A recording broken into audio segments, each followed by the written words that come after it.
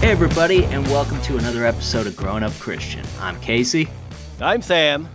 and we are joined today, very excited to be joined today by musician, meme lord, all around just like internet culture oracle, Guard. Hey So thanks guys, for joining us. thanks for having me on. I'm excited to chat with you.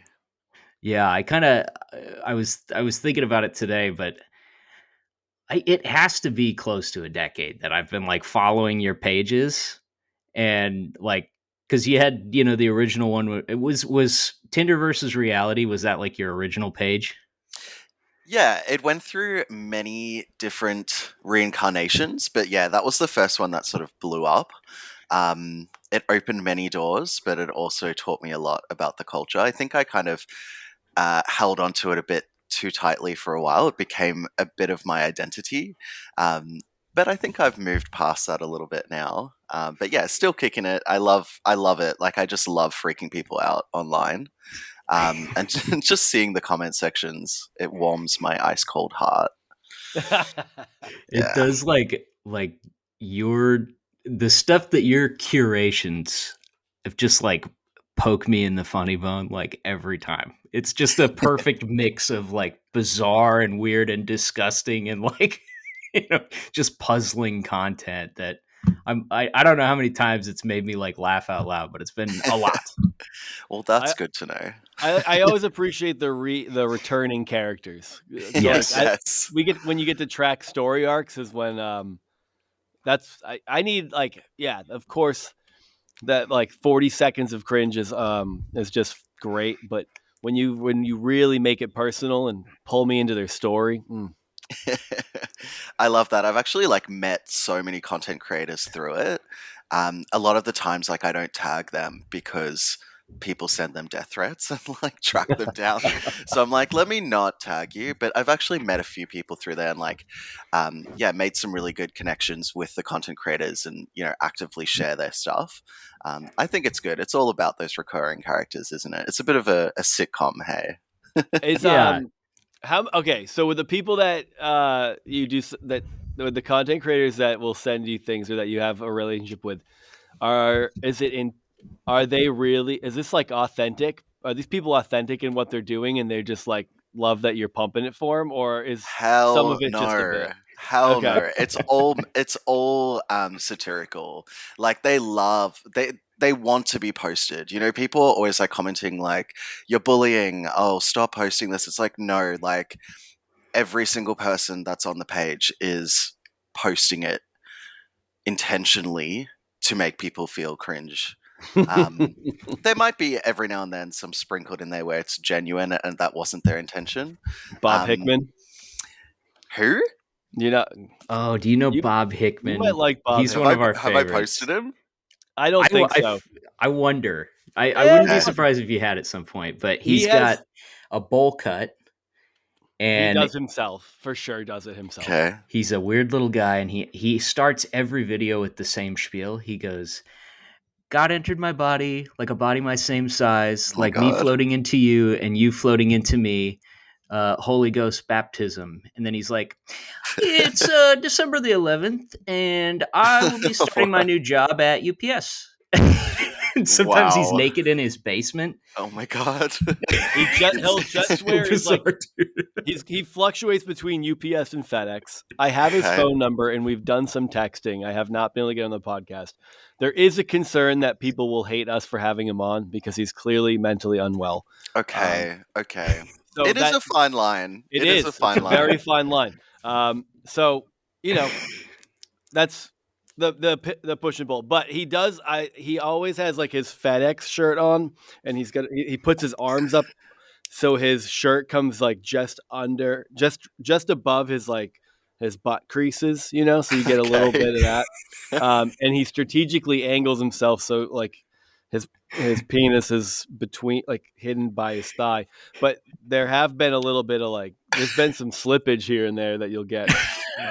I've And I don't definitely know why I seen live for that. I don't know why it matters to me. He has like 1,000 videos of him just doing the same thing, and occasionally you see a little nutsack or something. It's Wow. interesting. He's a fascinating man. He drives this van.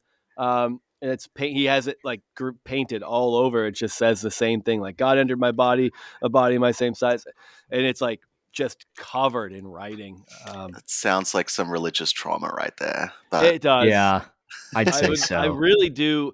I don't want it to be like we're exploiting. I genuinely want to talk to this man, not to make fun of him, not to. I don't. I don't want to like give him trauma flashbacks or anything. But I'm very curious as well, to where he's coming from. absolutely.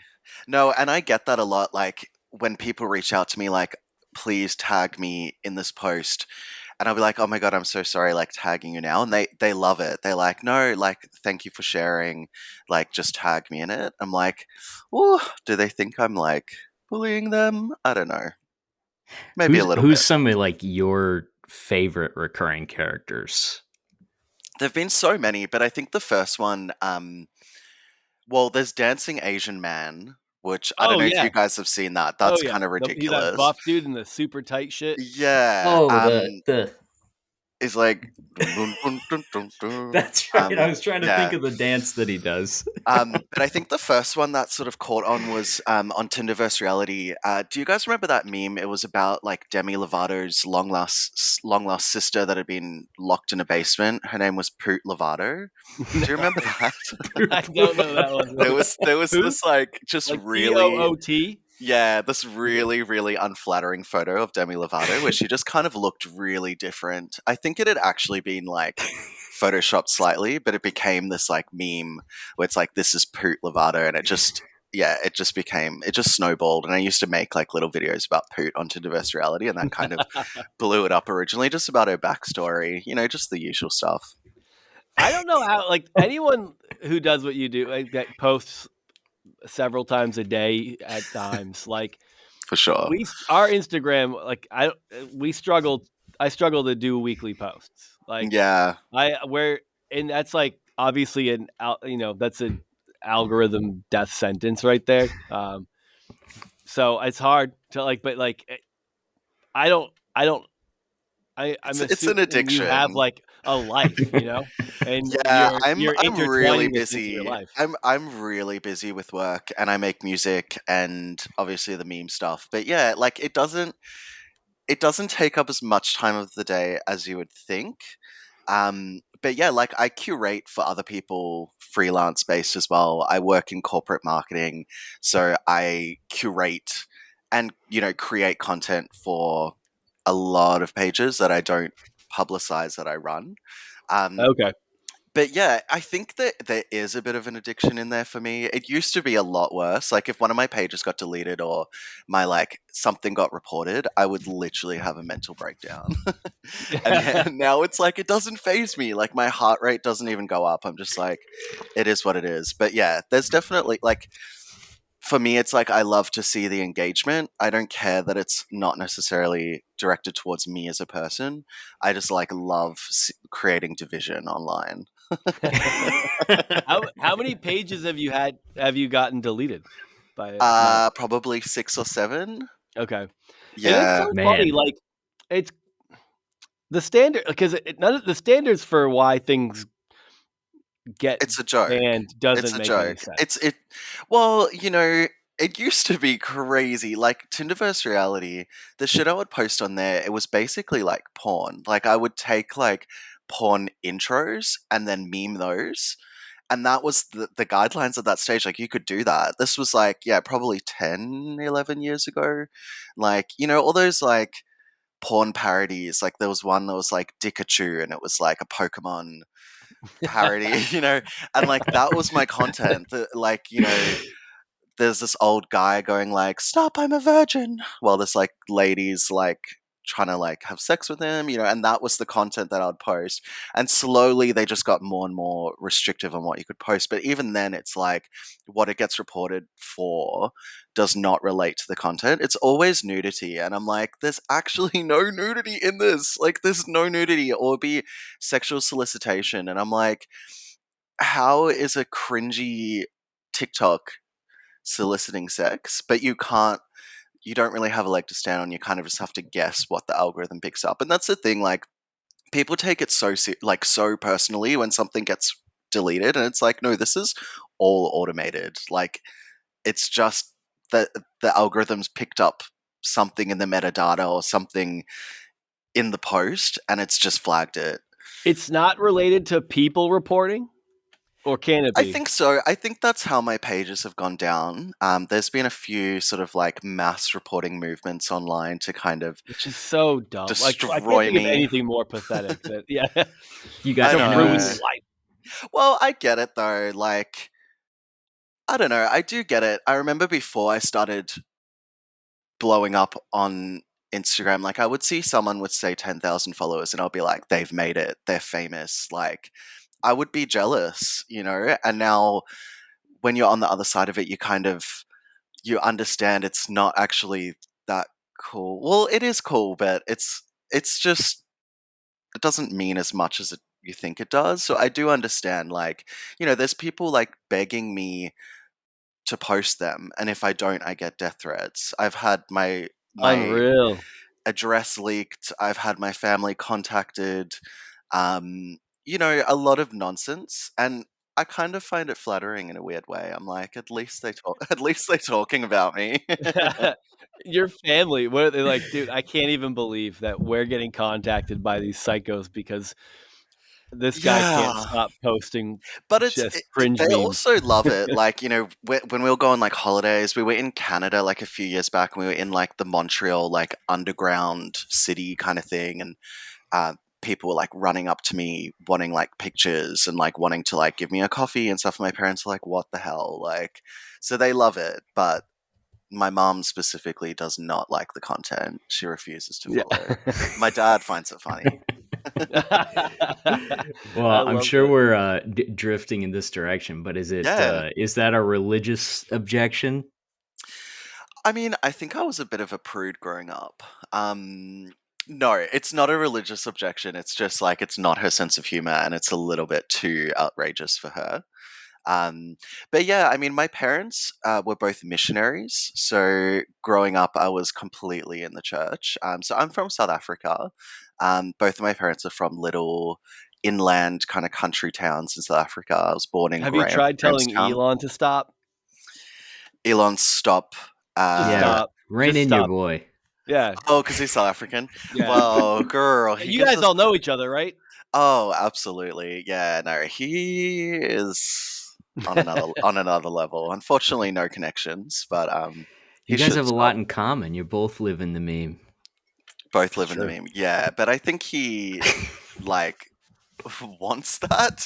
Like he's like actively trying to meme himself, which I do sometimes, but hey, it's a bit he is like the epitome of cringe, but I guess he's self-aware, so but it's not The first self-aware AI. Sort of. it's terrible. So so where were your parents missionaries then? So they were part of this organization called YWAM, which was like uh, Oh, a missionary.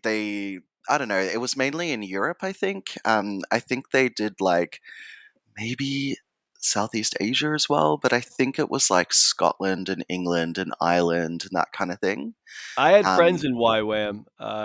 They some of them were in Hawaii, one of oh, the better places to be a missionary. But lucky, lucky. yeah, Yeah, I don't think they. I think they would have been like early 20s. It was back in the days, like they got married. My mum was like 17, my dad was 18, and then they were like straight off to missionary work. And then my dad served in the South African army. Um, yeah, so I was kind of brought up in the church against my will. and were you that the you were raised throughout your entire childhood in South Africa? Absolutely, Okay. absolutely. Yeah, we immigrated to Australia when I was 7. But yeah, before that, it was completely in the church. Like our entire community was within the church, and it was Vineyard Christian. That was the what do you call it? Denomination? I don't know. Yeah, it's like isn't it? I guess it's a denomination. Vineyard is. brand. We had Brand, some yeah. vineyard churches around. Um, there's plenty in the U.S. too. hmm But I had friends that were that were part of a vineyard church. So I'm just gonna That copy this. ultimately imploded because the pastor kind of went crazy. But Well, isn't that usually the way it goes? it seems more common for it to happen there in that way. Like lots Okay. of churches, I feel like with more and more prevalence, I'm seeing like sex scandal this, sex scandal that, sent dick Mm-hmm. pics to a minor this, but the vineyard church is usually like that has that like eccentric, more easily drifts toward into like culty like territory. Absolutely. Oh, absolutely. Yeah, the pastors were almost cult leaders. Lovely people. I'm not going to name names, not going to say anything, but definitely in hindsight, there was a cult leader aspect to them, to the point where, like, growing up, I actually thought that they were like brothers of God, or like they were actually like deities almost, um, which is kind of Yeah, ridiculous. Um, yeah, but then growing up, and you kind of hear about the scandals and things that have sort of gone on. It humanizes in a way that I think is more powerful than holding on to this cult figure status. But yeah, yeah. When we moved to Australia, we I think because that was my parents' form of community, was the church. So we quite quickly found another Vineyard Christian church out here. yeah. And that, yeah, became the rest of my childhood and sort of going into teenage years, um, which was interesting. I think definitely as like an effeminate child, who was probably on the trajectory of being gay. There were a few issues, a few kind of semi-conversion therapy-esque prayers. Um, you Like know, trying to cover their bases. They're like, yeah, trying to we can trying to see where this is going. pray me straight. Um, and there were just things that you witness as a child that really stay with you. Like there was a lesbian affair at the church and they got asked to leave. There was just things like that stick with you and just really make you feel like it's not right what you are. Yeah, And that and that was that it's after the pastor asked for the secret cam footage just to verify. Verify, yeah. Yeah, well, just to make sure.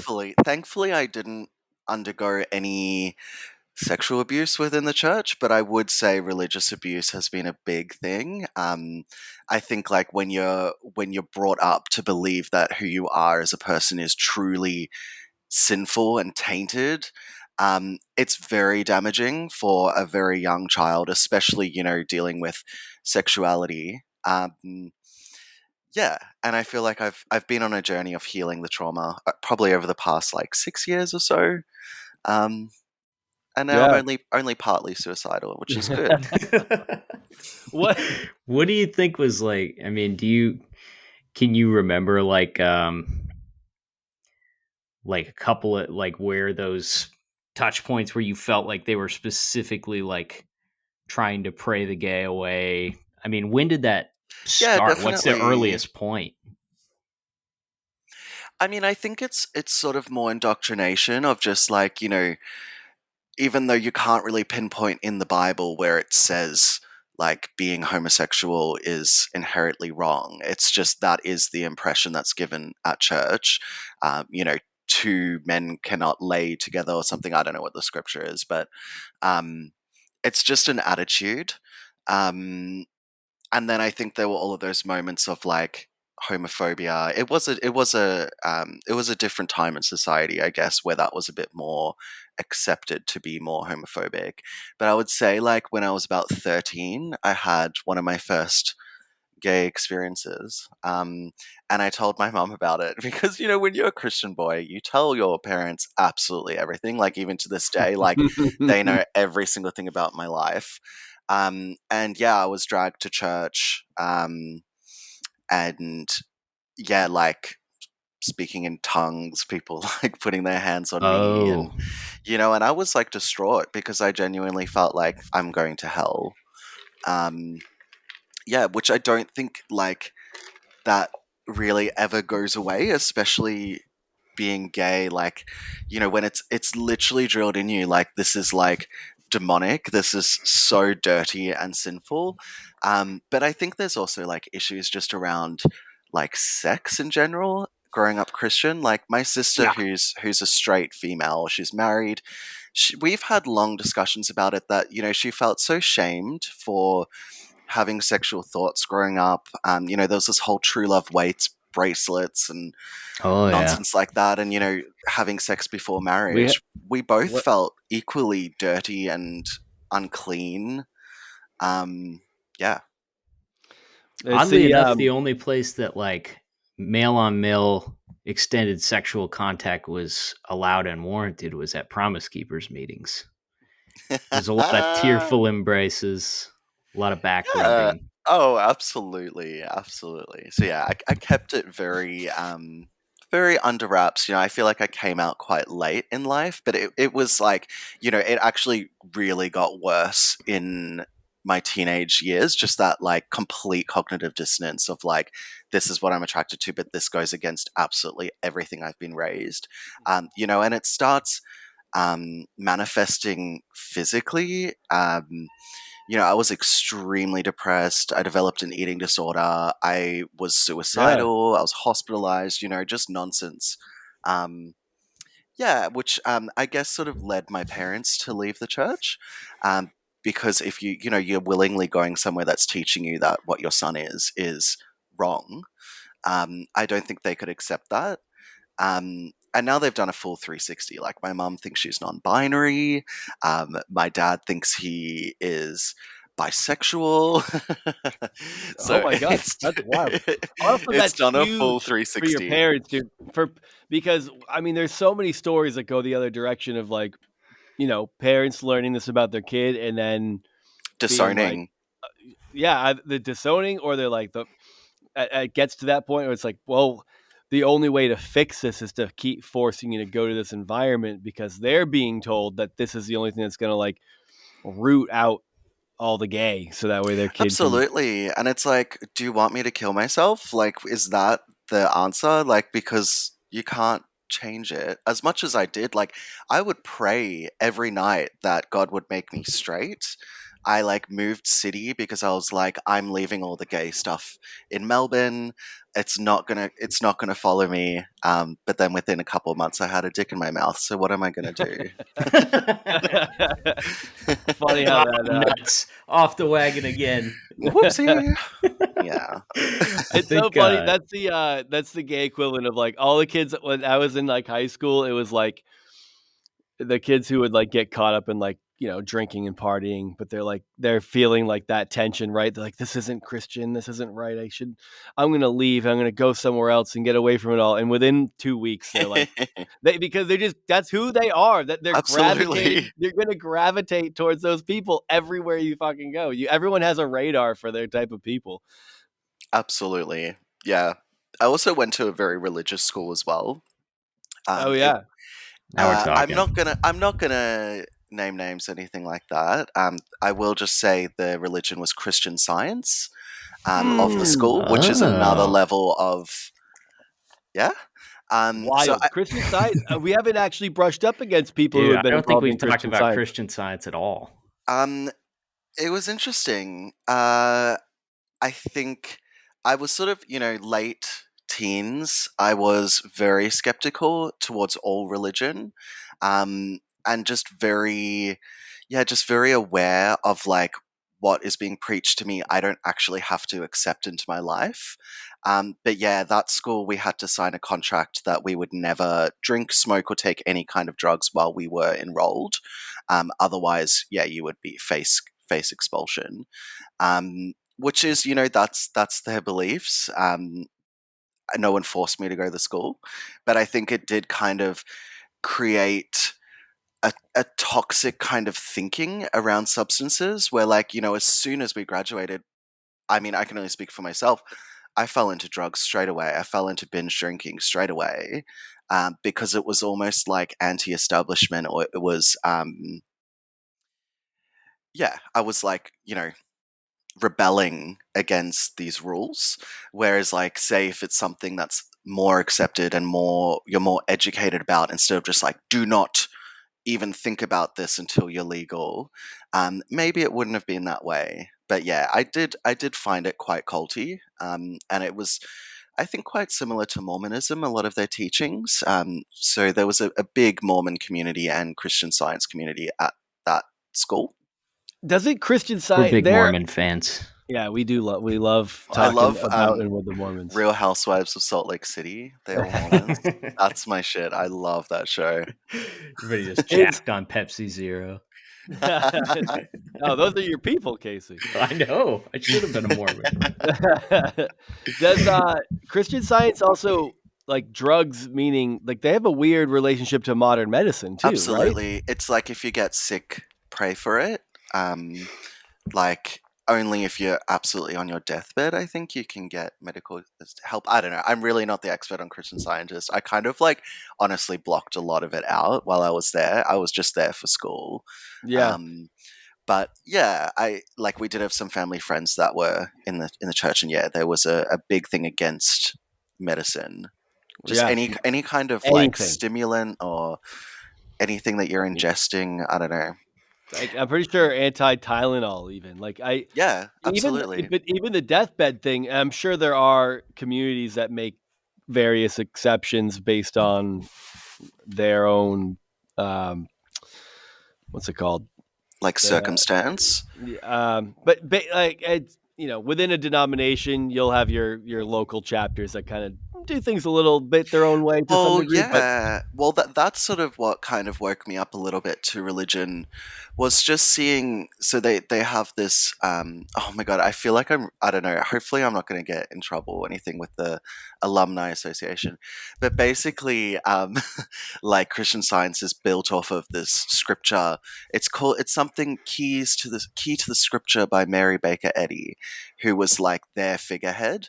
okay, And it's basically just picking and choosing scriptures from the Bible and making them fit to what you want. So like Christianity? everybody else. Yeah. Absolutely, and I think that's kind of what woke me up to it, where it's like, no, like especially if there's a figurehead of a religion, that is to me a cult. But yeah, It's yeah. What was I just gonna say about Christian Science? I have one near me that's got A reading room. the yes, building itself is very interesting. yeah. And I feel like that my experience and understanding of it, personally, is that they have a particular type of architecture. Did they stand out like building wise, or did it look pretty regular? Not really in Australia. I don't feel like they stand out too much. Like sometimes it looks a bit Masonic, but not really. But it's like what it is. But they kind of just look like Christian libraries or like Christian Yes. buildings, you know? I feel like Christian libraries is the perfect way to explain The what I the was thinking. the Methodists really have a lock on all the like good Midwestern architecture. Yeah, They got the weird like tent pole, strange buildings and stuff. They also have don't they have the red sash over the cross? Isn't that their logo? Because are that you is a pretty asking cool me? I logo. have no That idea. might be. Is that Episcopal? I don't know. I'm out in left What field now. what you call me? There's so many denominations, and all of them are the right one. And So all you of the other ones are wrong, apart from the one that I choose and I believe in. Everything else is wrong. I know Exactly. it's crazy how all those people found their way into the exact right thing. I do love the idea, like the anti-medicine thing, because if you think about it in like the context of like how they talk to us at youth things about like music or pornography, they'd be like, "Hey, look, maybe you don't listen to Limp Bizkit, all right? And maybe you think I don't listen to that stuff. I'm okay. I like country. Well, country is full of vile, blah blah." They just go down the list and get progressively worse. And wouldn't it be funny to just listen to a sermon like that? That's like maybe you're like, "Hey, I don't take SSRIs. I'm off the hook," but You took some Pepto-Bismol when you had an upset tummy. I suppose you think that's all right, huh? It's a slippery slope. Picking and choosing. Yeah. I mean, when you mentioned pornography, I mean, that was something that I got into very early, very young. I think sort of in my trauma healing, oh, someone's breathing deeply. Oh, In my trauma healing journey, I'm like saying it with a smile, but it's not a happy thing. Like, it was actually revealed to me that I was abused when I was very young. So when I was probably about 2 or 3, I have zero recollection of it at all. But your body remembers and your nervous system sort of remembers abuse. And I think a symptom of that is getting into pornography very young. I remember I was probably about 7 or 8 when I first discovered it, which is like wow. very young Yeah. age to be sexualized. Um, but it was always gay porn, and so it was kind of like a self-serving uh self-flagellation session where it's like I would watch gay porn, and then it's like I would beat myself up for days and days because it's like this is what God doesn't want me to do. But then it's like you kind of like breaking rules. So just a mess. I have a very bizarre question. Yes, I'm gay. Yes, yes. I'm joking. I'm joking. We maintain good Yes, I'm diplomatic relations with the single. gays. We Oh, do. cool. It's Can you set, actually set me up? yeah. We know some. We got a Put couple. another We up. actually know. We one of our recurring guests is from Australia. And he's a Melbourne guy, right? Hey, and hot tip, we have it on good authority that Brazil is the gayest place in the world. I could see that. I've never been, but I know that like Mardi Gras is like the biggest thing ever. Even though it's not actually a gay festival over there, is it? Mardi Gras. I It's don't just like know. Carnival or something. I don't know, but I can imagine that. Okay, Just my stay up bizarre late and question. watch the E channel, I guess. When you get into porn at 7 or 8, Yeah. is it like so? I'm a school adjustment counselor, and I Okay. work with kindergartners and first graders, and some of the children I work with um, have been introduced to porn to various degrees. Uh Oh, huh. Sam. And you can see yeah, that's what we do at work. I'm like, hey, watch this video. Um, You make some smoke the whole pack. Wow. and like you can see the impact that it can have on kids for sure, because those kids are usually the ones that's like, we someone goes, hey, they were looking at my privates in the bathroom, or they touched my privates in the bath. Like, we deal with these kinds of issues For at sure. school. And but what I guess what's the just from this perspective, my question is, when you find it at that age, are you like, is it just like a curiosity thing? Like, is it like, was there like a early sexual awakening for you because of this? I would say definitely there was an early sexual awakening, but I do actually have a bit of a funny story about how I found porn. Let's So hear it. it's We so like stupid. tragically It's funny actually things. it's actually kind of cute thinking back at it. Like I was such an innocent It was child, but furries. That's what was cute about it. furries, I loved furries. No, You have a I so I love because stuffed animals. I love porn. Best of both worlds. yes, absolutely, and bears, hairy. No. shout out So Jay I Sonic. so I was bullied a lot as a kid. I was just always effeminate. And, like, you could just see that I was different. Like, I was dancing, I was acting. I was just, from a very, very young age. It A bunch was, of Crocodile Dundees weren't having it. yeah. And so, in an effort to make myself more masculine, I wanted to do some research. So I was like, how can I like research this? I don't know. I was like 7 and I went on on the online like dial-up modem or whatever and searched boys.com because I thought that would be like a way Oh to boy. to, No to learn way. to learn more about like masculinity and men. And I saw porn straight away, and I think I didn't understand. Like, it made me feel weird. Like, it made me feel like something was like burning inside of me. Like, it was very strange. I didn't understand. Like, I couldn't comprehend that what was going on was for sexual gratification, but I knew that it was like wrong and that it had to be like kept secret with like guarded with my life. Like Yeah. I told my parents about it like a couple of years ago and they had absolutely no idea. And you know, it was back in the days when like it was like a shared family computer on like a dial-up modem. Oh And I yeah, was like full watching porn peak on there, danger. downloading like, you know, sometimes on LimeWire you would just download a song and it would actually be like porn, Yeah, that happened you to me. I know. got the porn virus from downloading a song. Wouldn't it be wild if your mom all those years was like, "Holy shit, all these years I've thought that your dad went to boys.com." They had no idea. They absolutely had no idea. But yeah, that was my sort of entry into it. But yeah, I think it definitely, from my learnings and healing from sexual abuse, I think it Mhm. definitely is a symptom of being sexualized as a kid. And it made me sexual towards other children. Mhm. Thankfully, in my memory, I do not remember any encounters with adults or abuse or anything like that. But it definitely did make me, um, you know, but I think there also is just like a general kind of sexual exploration as children and as early Absolutely. teenagers, but even that is demonized completely by the church or It my is. experience of it. So it was just a lot of shame. I think that's the word. And I know my sister felt it as well from having sex before marriage and things like that. It was just complete and utter shame. And just like your soul has almost been tarnished and it's irreparable. Yeah, it's like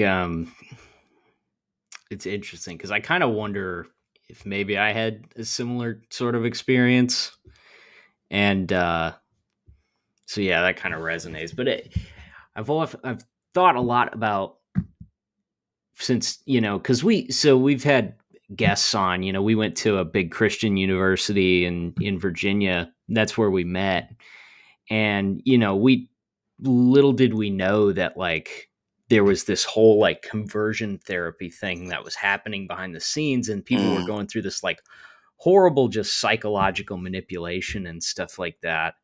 And I've also often thought about like the guilt and shame aspect of it, and like for I think everybody who grew up in evangelicalism had like a touch of that, but for us it was always like it was never like there is no out for you. This is unending. You're never going to have what you want, and you need to be happy with that and don't screw up yeah, once.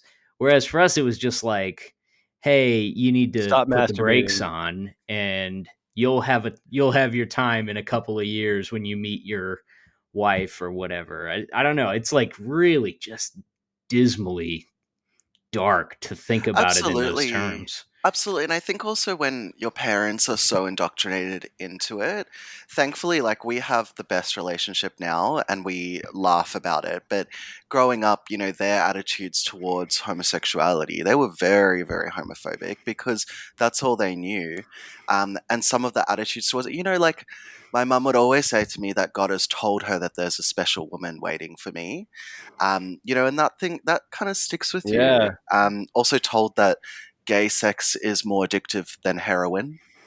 Like They like those stats like that. someone's done Whoa. that trial. Like, what can I see the results? Because That I'm one interested. was peer reviewed in the sense that people's peers watched it happen and then reviewed it.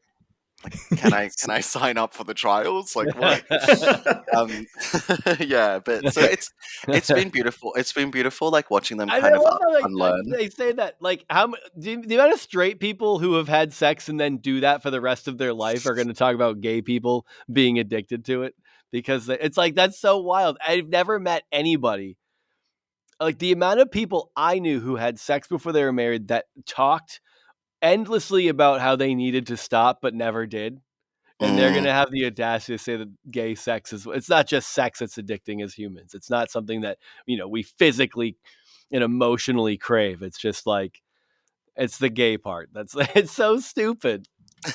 Yeah, coming from the past, like the doughy pastor in the like the double-breasted sport coat that doesn't fit, who has 12 cross-eyed children.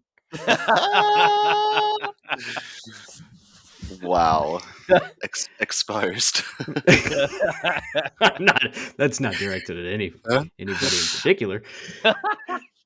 Damn. So, okay, Um, so I have a question about your schooling, okay. because so I don't know if you're aware of this, but Americans have a very weird relationship with their history Uh-huh. at times, and like I went to a Christian school, all the way through high school and stuff, and we've talked about it quite a bit. But like my history books were all written from this like really bizarre far right nationalistic, like America is God's one and true nation sort of thing, and they Israel really 2.0. glazed over like the ugly parts of our past, and they like kind of deified certain figures from the Confederacy. Like, actually, slavery was bad, but a lot of these men were like good men of God, and they had big Mm. revivals, in the Confederate camps and stuff.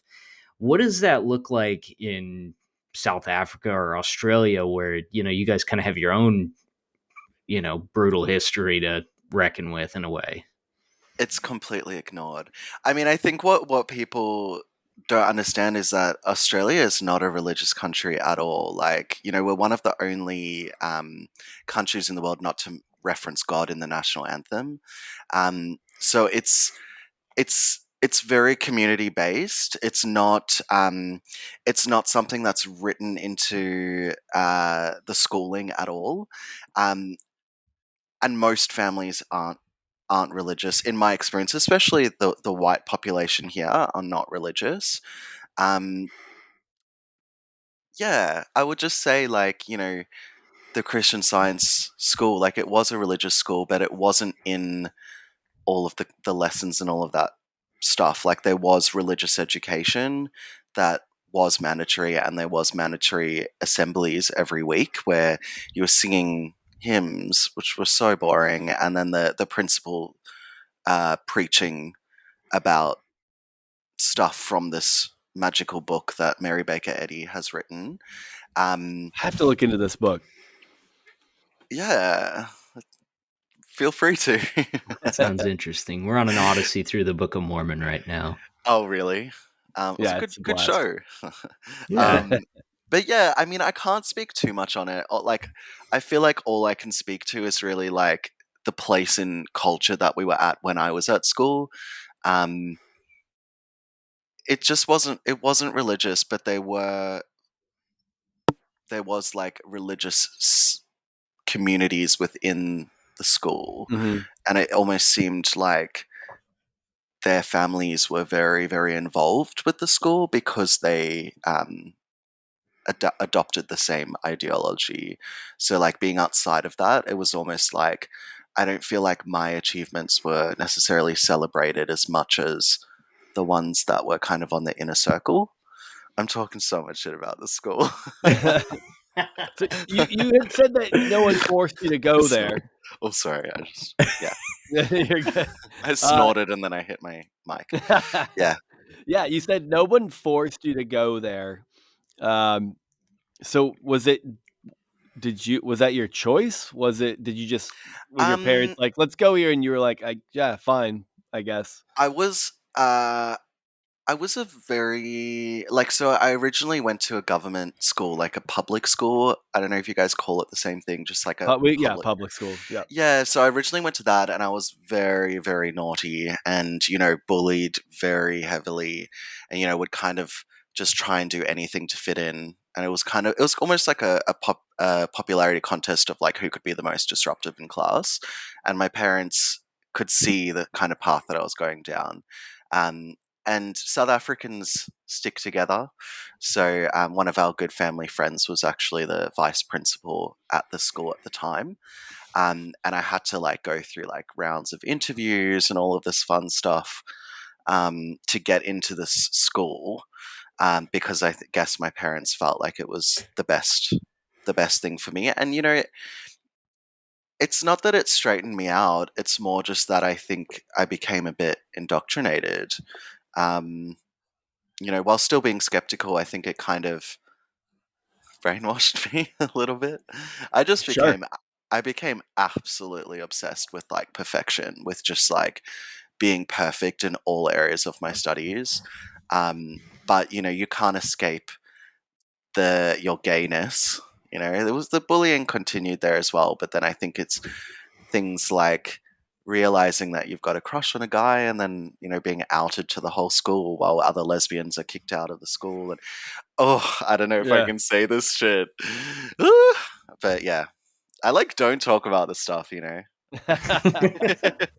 This So trauma is people were buried. getting caught. Other people were getting caught doing gay shit and getting kicked out. Well, I don't know if it was specifically because of that. I think it was mainly like drugs and alcohol and smoking that would get people kicked Mm, out. Um, but yeah, I didn't. I definitely felt like a black sheep there at the school because it was quite obvious that I was gay. Um, and I don't think that that was very accepted by the religion. for sure. What culturally, what like in where you did your you said you were in Australia for your teenage years. You said it's fairly irreligious culturally, but still homophobic culturally Oh, at the time. absolutely. Okay. Absolutely. Yeah, it was very, very homophobic and very xenophobic. I think a lot of Australians pretend that it's not a racist country, but it's extremely racist, which is horrible, you know. And there's reparations in place, and you know, I would say the majority. I mean, Melbourne's a very like liberal city, like it's very I guess you guys would call it woke. Is that Trump's term?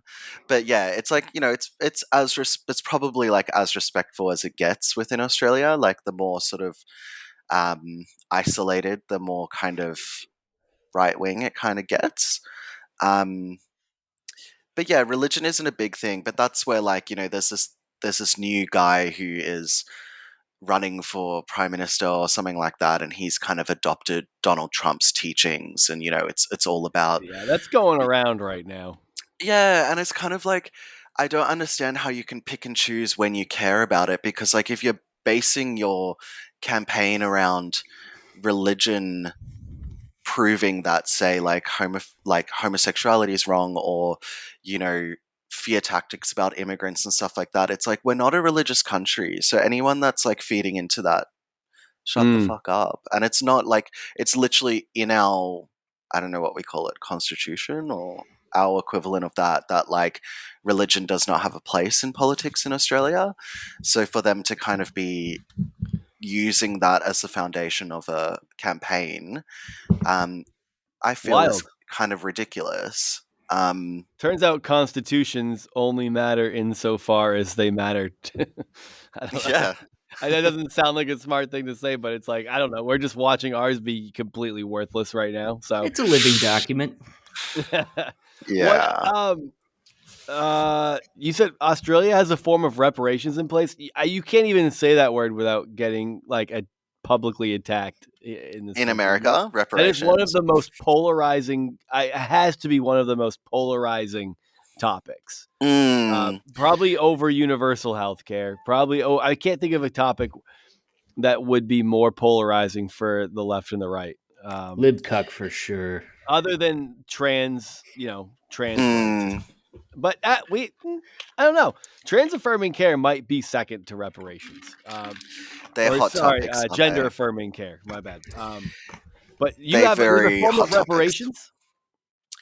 Um, Definitely, yeah. But there was this big vote like a couple of years ago to include the like an indigenous um like overview committee or something of the parliament. And unfortunately, Australia voted no to that. I don't know why, but yeah, there's definitely a lot of things in place. There's a lot of government subsidies and a lot of support for Indigenous communities.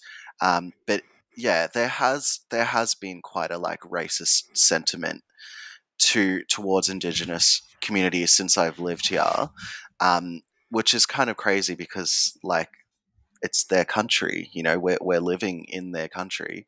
But definitely like places like Melbourne and Sydney are very supportive now. You know, a lot of people don't refer to Melbourne as Melbourne; they call it Nam, which is the Indigenous word for Melbourne. Oh, okay. So there's been a lot of change. I don't know, like if Did they get I don't know if it's casinos? reparations. No, they didn't get casinos. Okay. Unfortunately, not. Well, sorry. So better you win some, you lose some. Yeah. Yeah, yeah. I'm not the right person to be talking on these All topics. right, we'll shift topics. I know I these don't. are tough. These are tough ones.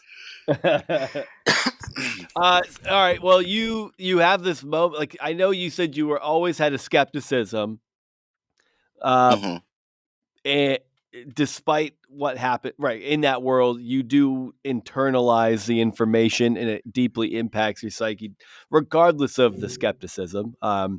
It's a give and take there, but throughout your teenage years, um, your level of like when did that skepticism culminate to just like this is kind of fucking like nonsense to me? Hmm. I mean, my sister and I would always complain about going to church. Oh, am I still connected? Yes. Yep. We would always complain about going to church because it's so boring. You know, it's just hell for like 2 hours. It's so fucking boring. And my parents just got really sick of us complaining each time. So then we started going to kind of like alternative churches. I think for me, like the thing that kind of woke me up was like I became really obsessed with like the Illuminati conspiracy theories. Hell yeah. And like I was beyond obsessed with Lady Gaga growing up. Like I was so obsessed. And then this article popped up about it being like the Illuminati symbolism is it's devil worship and stuff like that. And you know, and it just kind of like woke me up to like just nonsense. Like it's all kind of about control, and it's all kind of about like from what you consider to be like good forms of control or bad forms, it's all just about like indoctrination and getting people to um, adopt your ideals for whatever gain, whether it be, you know, monetary or community. um, I think I just gradually got sick of it. Like I don't know if there Hmm. was necessarily like a moment. I just I think I just didn't feel like I had a place because I was gay. Yeah, I dude, just that's didn't I huge. just didn't feel accepted, and I didn't feel like I ever would be. Um, but you know, in saying that, like I am grateful for my upbringing, and I am grateful for, I guess, the spirituality that my parents instilled in me through our religious journeys. Um, you know, I do feel like I am still quite a spiritual person, and there have been a lot of moments where, you know, I've genuinely felt like God is looking out for me, or God has a purpose or is in control, but my understanding of what God is has shifted so much. Like, no, Yeah, it's yeah. not some man in the sky. Like, I feel like it's everything all around It's us. so like Um, expanded, really. I mean, the view of God we were handed was very, very limited, very Exactly. Well, enclosed. I think that's where I sort of woke up, was because I think I was so consumed with these conspiracy theories and stuff that I sort of started expanding my understanding of spirituality. And I'm like, why would the government want to brainwash us through the media or something? Blah, blah, blah. Then it's like, oh, maybe our souls are under attack. You know, it's just like nonsense. But I'm like, I feel like I got to the point where I was expanding my knowledge of religion and spirituality past what I was learning at church. And I just kind of felt like, is there a reason why we're being limited? It's like, you know, you can only look at things in this certain way. You can only get this far in your journey. Um, because then you're going to become the pastor or something. Like, you're not, it's not teaching you to question. It's questioning to a point.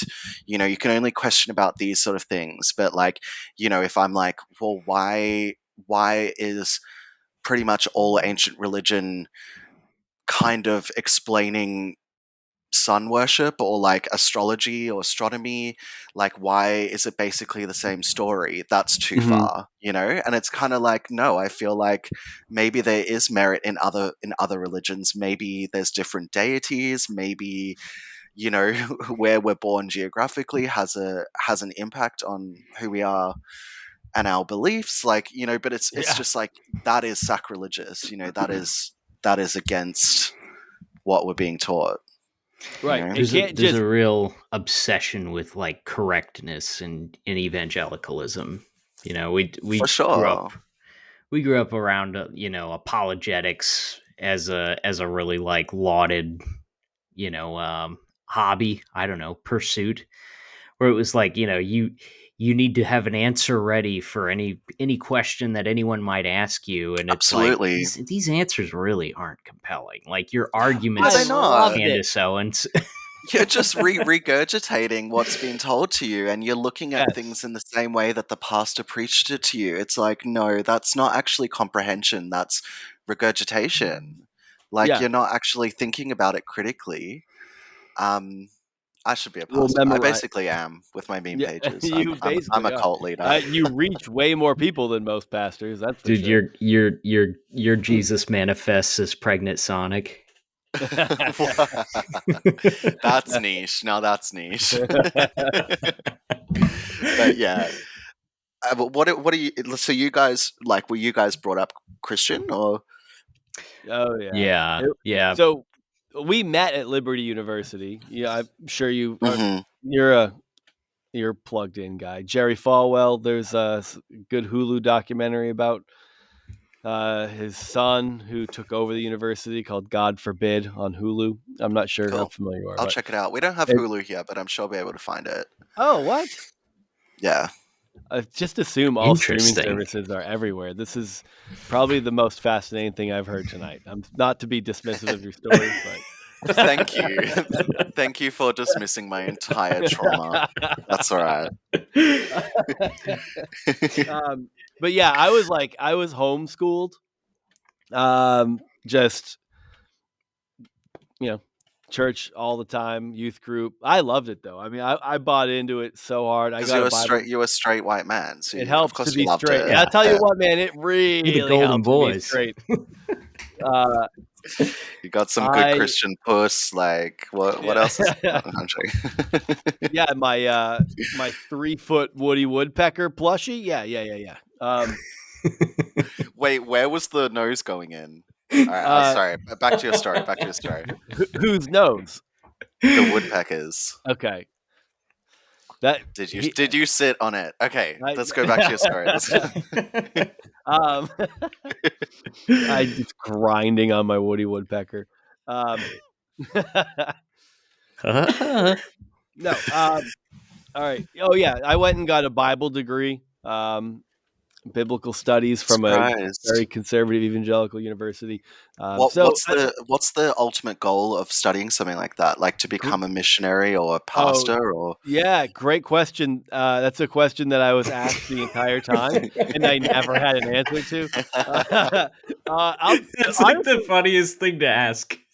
I know. Really? I actually it is, and I love it. I like how genuinely you asked that question because it's I'm really being like, serious. oh, What I the know. fuck? No, I think the best part about that question is Because there was no vision. even Just like asking it genuinely. It's like you. It's just You're exposing. speechless. It's yes, I am. It's exposing how pointless what you did was. Because someone's like, I'm genuinely curious because they can't fathom outside of being a pastor or a missionary, they can't fathom what you would do with it. So when your Hmm. answer isn't pastor or missionary, you just sit there thinking, I should have just fucking killed myself that one night I had that crisis of faith. Yeah. Yeah, I ask myself that every day. I mean, you could become like a religious teacher at a school. I don't know. I had the idea. My wife and I did want to be missionaries at one point. We talked about that a lot. That was the thing we told people we were going to do. At times I think I told people that because for someone in complete and total limbo, it gave me some clout. You're like, Absolutely. oh, if I just like project far enough out, because missionaries, if you're like, I want to be a pastor, they're like, so why aren't you working towards that right now? Like, that's an attainable goal that you can actively work towards in your Hmm. local community. Missionaries, like, I'll get to it. Yeah. So I Yeah. think I just told people that I believed in the idea of it, so I was like, I think I convinced myself, like, yeah, we're gonna do this. But there was always a part of me that knew, like, this is never gonna fucking happen. I've never traveled. I don't even like travel. Like, I don't like going to new cities if I don't have someone to bring me to a place to go. Like, I will never go anywhere new and explore it on my own. And I'm over here acting like Yeah. I'm gonna move to fucking Cambodia and do something I special, mean, you know? the stuff that they would get my parents to do in YWAM, like they'll show us pictures, and it's like, I don't know why they were somewhere in, like, I think it was in England, and they were like dressed up as clowns, and they were like dancing in the street, and that was like Oh no. part of their missionary work. And I'm Hell like, yeah. what? You know, like, oh, I'm gonna be like, oh, those clowns over there. I'm gonna do what they're doing. You know, Dude, the I missionary know. thing was so funny because like my church was really big on missionary support because that's the sort of thing that you can write a check to once a month and then like you're done, your obligations are over. Like if you have to invest in your local community, like that takes work and investment and time and all That's that the stuff. government's job. Like Yeah, we're yeah. really into foreign missions, but like so we always had this like there was a board in the hallway that was like all of these little pins in it around the world Mm-hmm. of missionaries that we supported, Okay. and they would occasionally come through because the missionaries they'd have to go around and like campaign and lobby support for their next like 4-year stint in I don't know East Timor or wherever, Mm-hmm. and it was a hilarious cast of characters that would come through because some of them had been grifting off of this deal for their entire lives. And like the ones that always cracked me because we did have like a couple of families that we supported that like went to Papua New Guinea and like carved out an airstrip and like committed like an indigenous language to paper, like, and then Mm-hmm. translated the Bible, which it's pretty impressive. Yeah. They always had cool stories and pictures, and they'd bring like bow and arrows and spears and stuff. Everybody liked when they came, and then there would be Weapons of the murder. yeah. Yeah. Yeah. Then you'd have the weird family that are missionaries in Amsterdam show up, and it's like And wooden it's clogs. clear it's clear that this is how this We've nutty assimilated. yeah it's like it's clearly that's how this like nutty white dude completely isolated his family from like the rest of humanity. Was like, Mm-hmm. I'm gonna move somewhere where where we don't speak the language. Yeah. I'm not gonna Yeah. try to speak the language at all.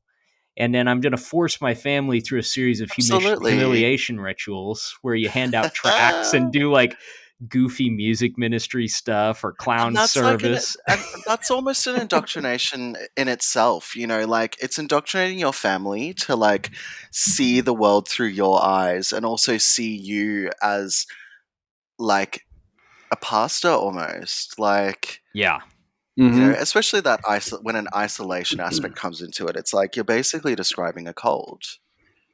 A Did cult of Yeah, family. isolation is a dangerous.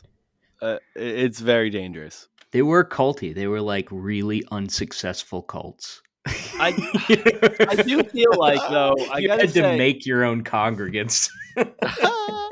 I really feel like just this brief conversation has really redefined my retirement plan. Like In I what feel like Yeah. sense? it might be helpful. Like it might be helpful to have like a newfound conversion, right?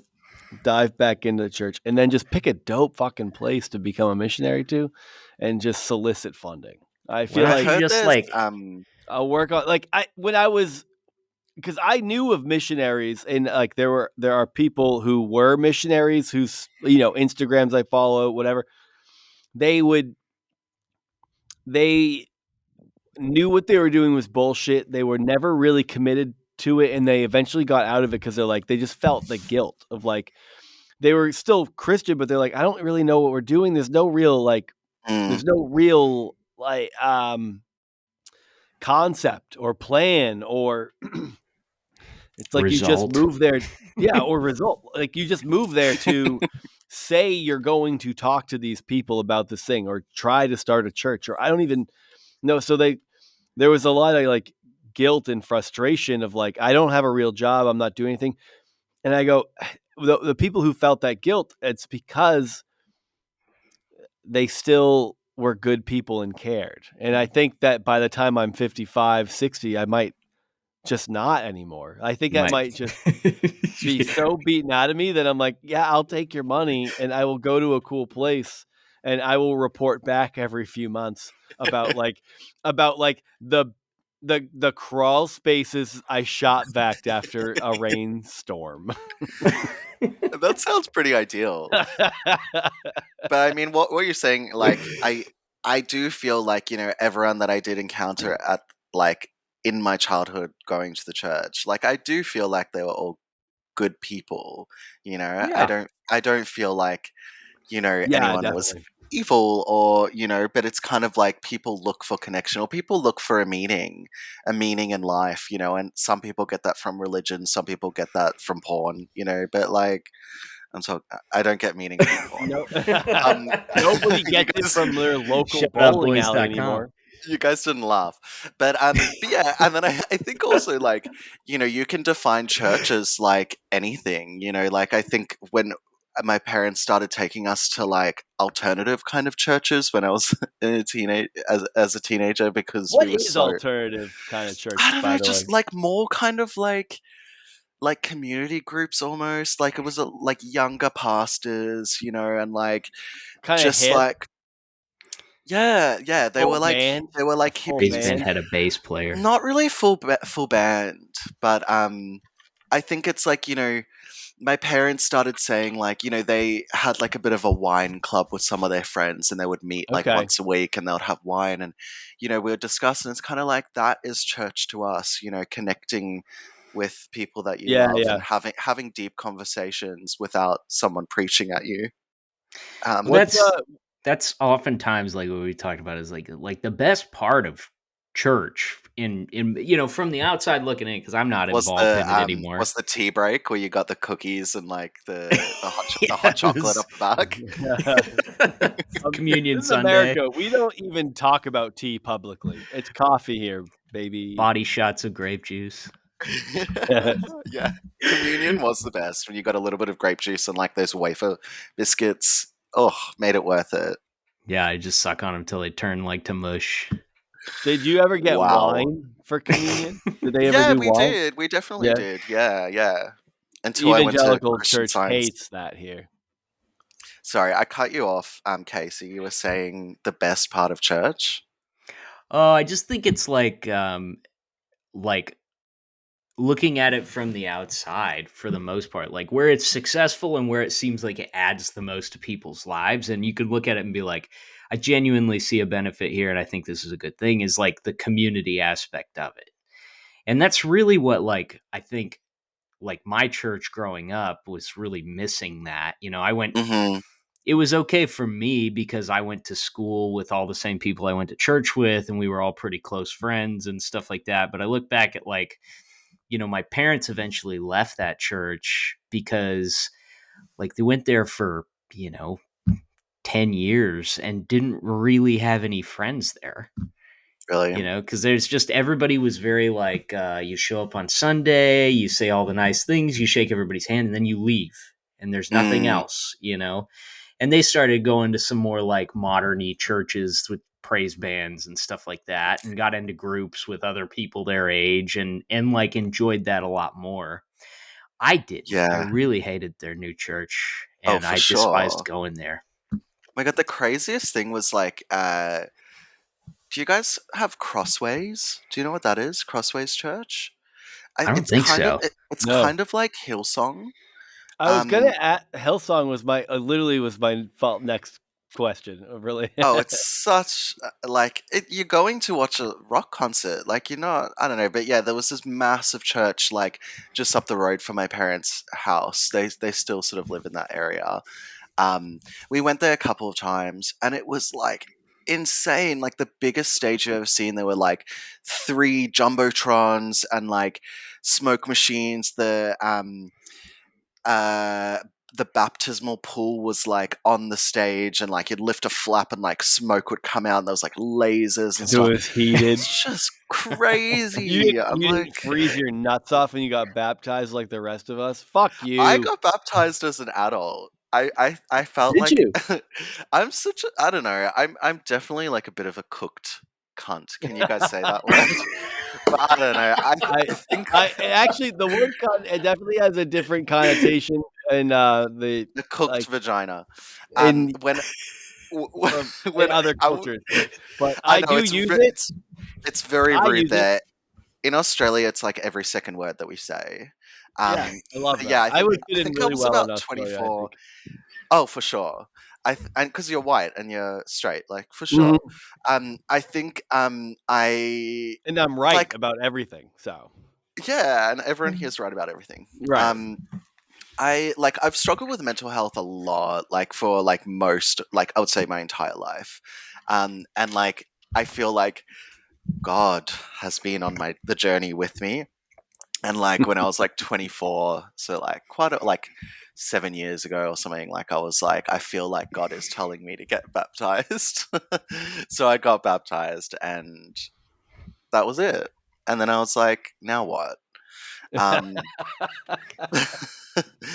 what's the next thing? But yeah, it was a So bit random. Now you get circumcised. yeah. Oh hell no! This is Australia. We don't do that. Is that That's uncommon in cool. Australia? That's a cooler way to be. You really asking me about I'm the ratio genuinely of asking. circumcision I versus think that uncircumcised? because I had to like having Most people, children, you have to have this conversation.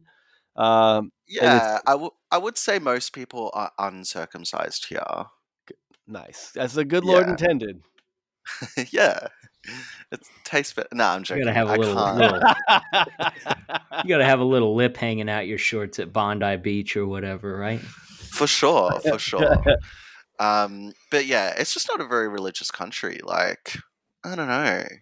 And then also in Do saying you that, know it's if like you are circumcised and you convert to Judaism, you have to like get a little slice on your dick uh, as like a ceremonial as an circumcision? adult, Yeah, if you like you have to.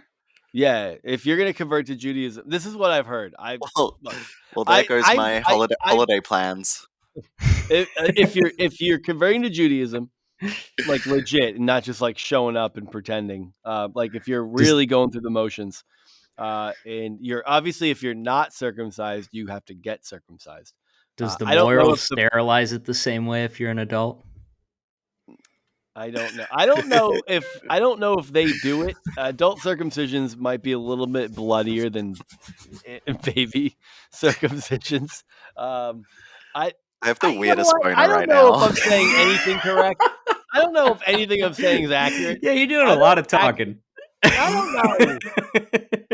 I do know you got to get circumcised. I don't know the logistics, but I have just heard that if you are already circumcised, you have to get the little ceremonial slice on your dick. And now maybe if you aren't like they can even if you're uncircumcised, they can just give you that little slice and then you can just like, rain check the circumcision. You're like, "Look, I'll get to it. I'm gonna," but like it's a month I'm away. gonna They get don't to it. you It's got it on the like this is list. the American healthcare system. You can't just go in and ask for it and then move on. Like I had to schedule that shit. I've gone If through you the die in motions. the meantime, you go to Jewish purgatory, though. If you And die in watch the meantime. endless open mic acts until you finally posthumously slice your dong. Yeah. Wow. Anyway, look, Maybe if he's there's like, one thing that we I don't know much about this, but I am willing to speculate on it endlessly. yes, I that's kind of the MO here. That's why I'm very adamant that nobody ever quotes me on anything. Like Same. we're, I feel like we're just having fun. This is I've it. like This isn't Joe Rogan. This is just I, I've people defamed having my fun. school. I've defamed my churches. I don't know. Who knows? Who knows? Now, as a musician, were you ever in a praise band? Hell no. But I would like as a child. I remember I would be like I would love the worship, like the worship during church. and I'd be like, sometimes like, if the lyrics really spoke to me, I'd like cry, and I'd be like, I'd be like, the Holy Spirit. I'll be like talking in Was it always tongues and those stuff. ambiguously gay lyrics that spoke to you? Like, "Come on me, Jesus," like, kinda like Not on my face, Jesus. there's always so Um, much almost gay shit in yeah, Christian music. no, but I think because like my like that's so funny. But like my lens through the world was always like what I am fundamentally is wrong and I'm doing something evil. So like anything that was like, God can heal you and God can change you and all of that stuff, like I would be like, it's speaking to me, and I'd be like, there's hope. you Yeah. know? The But irony yeah. of confusing hope with, like, the reason for your suicidal thoughts is hilarious too. Well, Yeah, I think yeah, everybody it had a gets little of that. confusing. Yeah, you know, life's not so black and white. Was there Yeah, anybody exactly. was there was there anybody that you remember like was anybody Being like the opposite that like they maybe like encouraged or yeah, or like just were supportive in some like vague way or something? well, my pastor taught me about fisting, which was really helpful. Um, honestly, no. Nah, there was no one. It felt like the biggest secret ever. That I would take to my deathbed. Like I was like, no one is ever going to know. I would say no, there was no one. But I was also like, I think, because I was abused so young, like I developed like a lot of sort of codependencies and like dysfunctionalities, I guess, in like the way I would interact with people. So I was put into therapy at 4 years old. So I've been like getting therapy for a very, very long time because like Wow. there was something wrong with me or like I was too feminine or flamboyant, which is kind of, I see it as and it was always religious counselors. So I do see that as Mm, like a little yeah. form of like kind of conversion therapy. And I do Also think known that as not counselors. yeah, absolutely. Like, where's show me your qualification? You just volunteered at the church 5 years ago, and now you're. But yeah. So I honestly no, I don't think so. It's felt like a completely solo journey for me. And then my parents kind of changed their views and came on board, maybe like 12 years ago or so, and it's been fine since then. But that trauma kind of like sticks there, and like no, I don't think there was anyone that was supportive.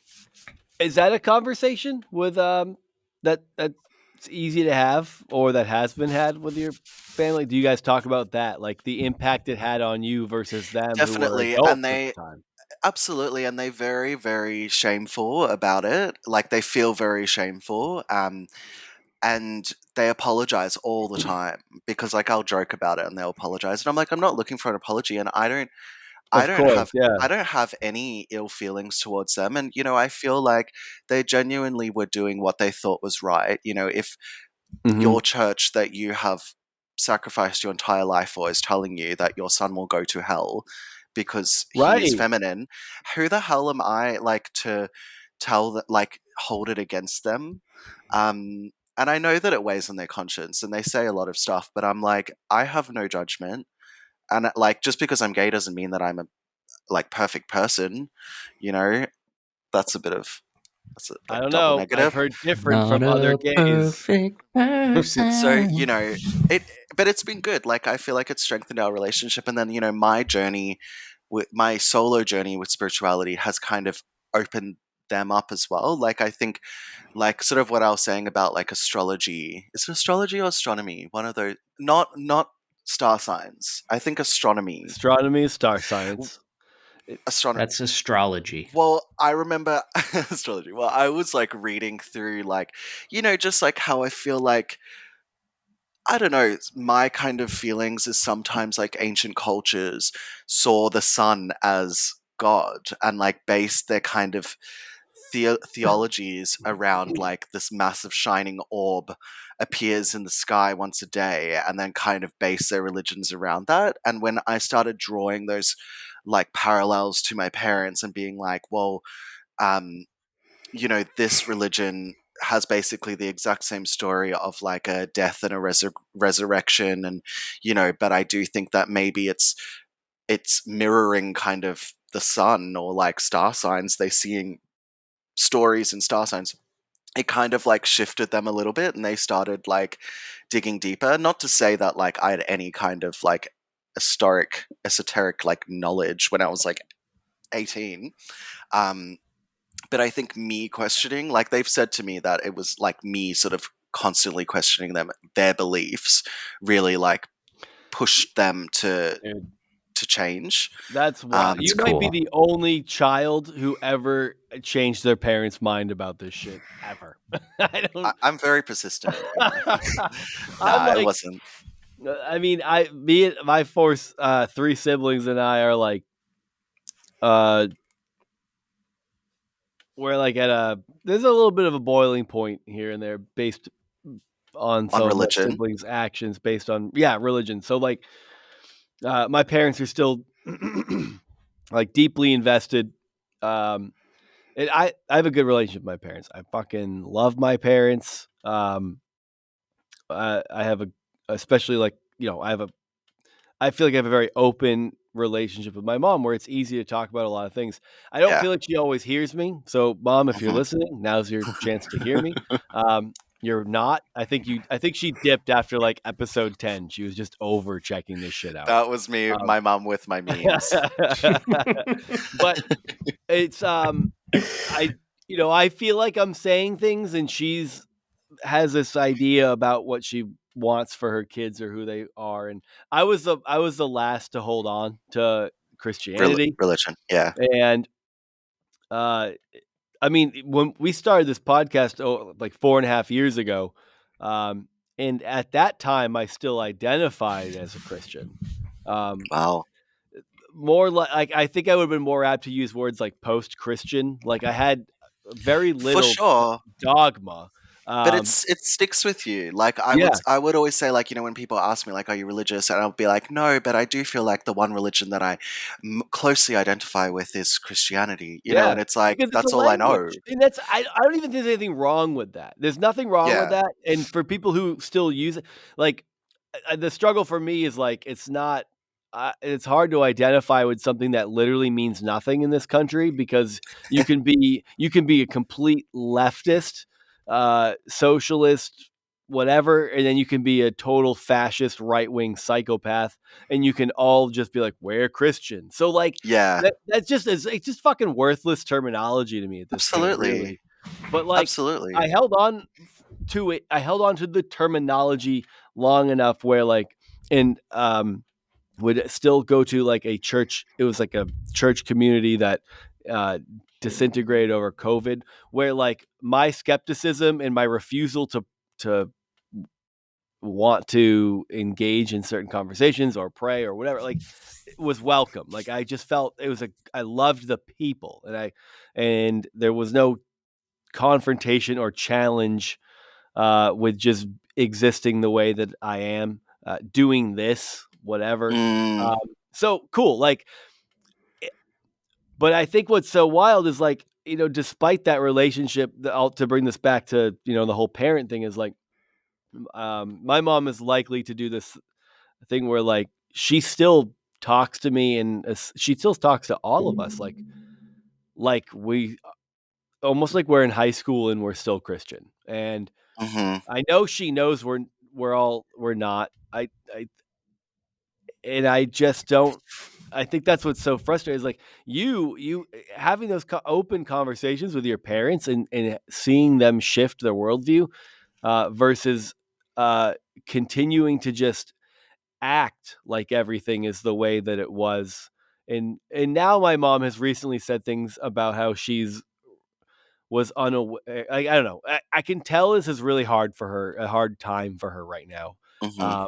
because she's mentioned things to me about like, well, I didn't, I didn't know this was so awful for you guys, or I didn't know this was so harmful. I'm like, it really, what? Like, this isn't about you. Yeah. Yeah. But I'm a parent. I have kids, and I Yeah. know that like if at any point in my life my kids go, X, Y, and Z was really shitty under your watch, Yeah, I'm you take going it to feel personally. responsible for that. So For I sure. understand. This is no slight or shade at my mom. Like, I hear where she's coming from. I understand it.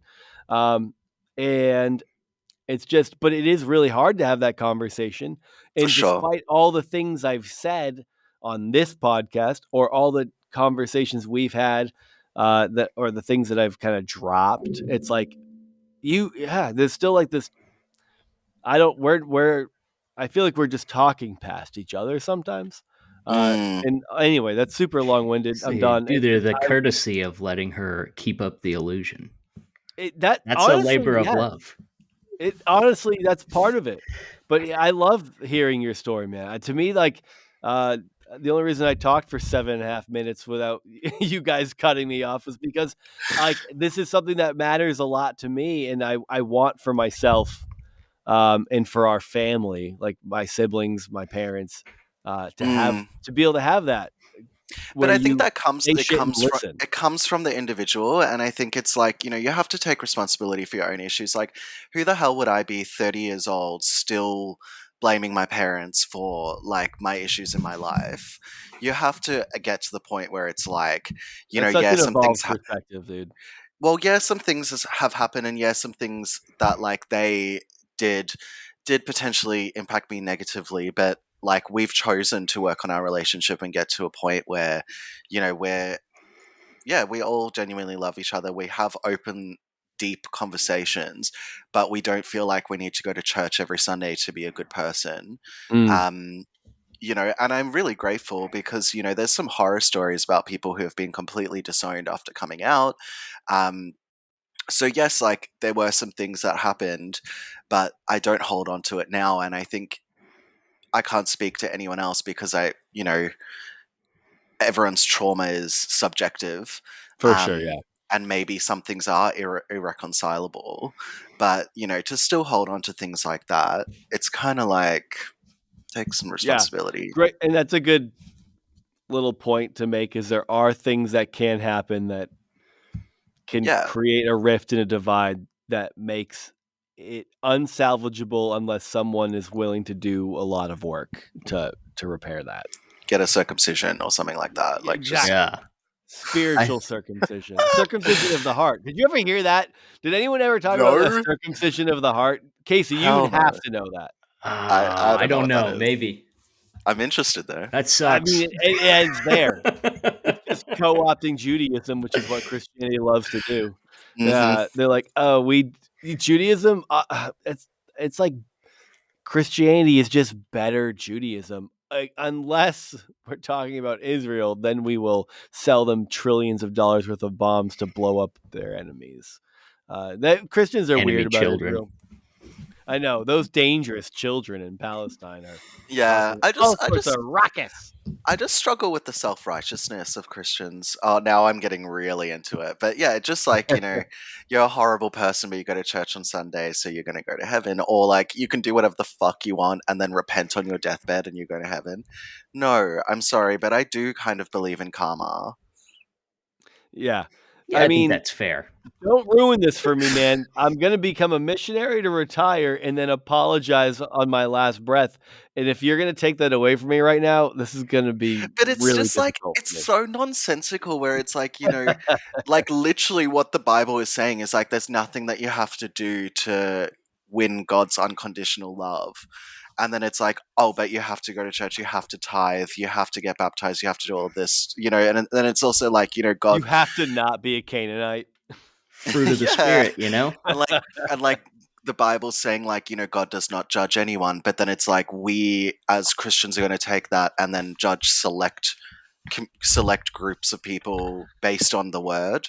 I'm just like, I'll be what? real. The Bible does talk about God judges so harshly and inconsistently throughout it. The God doesn't judge anyone is such like a goofy trope of like you can just read a couple chapters and be like, oh, God judges everyone in wildly inconsistently. Absolutely. Our lower court judges that determine whether or not children should stay with their families are better at being consistent than the God of the Bible as it's For written. sure. And it's like why do we give so much like credence to like a text that was written such a long time ago? Like why were only specific people prophets? Like I don't know. It's just there's a lot of nonsense. And I also feel like the story of Adam and Eve really like sets the tone for like sex is wrong or like premarital sex you're going to be like kicked out of the Garden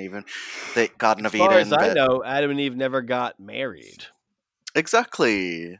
They just shelved a couple of apples and, had a good time. Had a few inbred children that murdered each other day I don't one. know, but it's just yeah, I feel like there's a lot like I don't know, it was really strange actually like I don't know if we're finishing in a sec, but one last random story. I went to South Africa a few years back. I hadn't been back for like 11 12 years or something like that.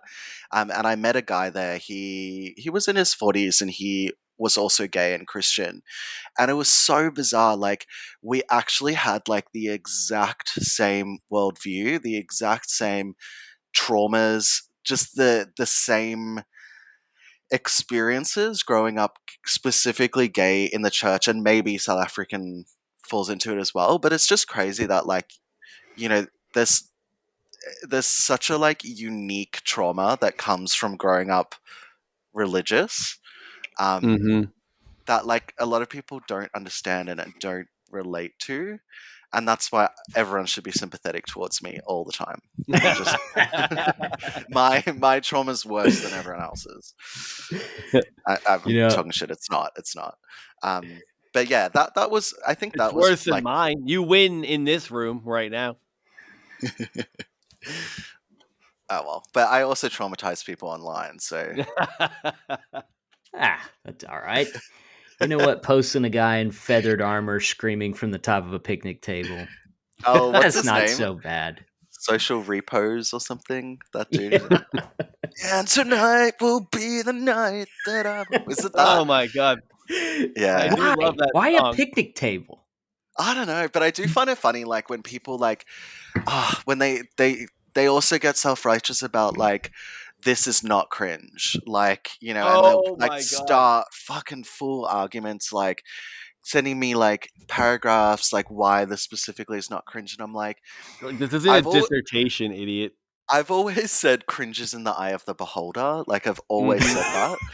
And I'm like, what I'm trying to show is that everyone is cringe. Like, oh, you might see something as cringe, I don't know. And then it's like, it became so woke, like, I can only post like straight white men being cringe. Cause like, if I post a female, it's like, are you misogynistic? And I'm like, Oh yeah. no. And then I post gay people being cringe and they're like, oh, so you're homophobic. And I'm like, can I not laugh at my own culture? Like, what the fuck?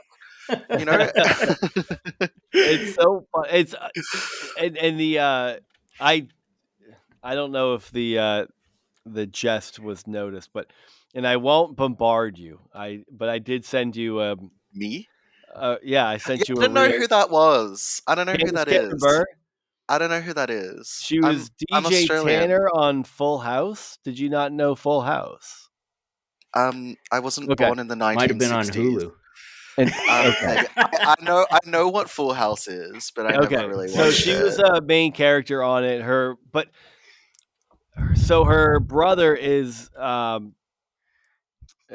Kirk Kirk Cameron. Cameron, and he is an insufferable nightmare of a human. But he was also on a '90s sitcom, and he converted to Christianity and became.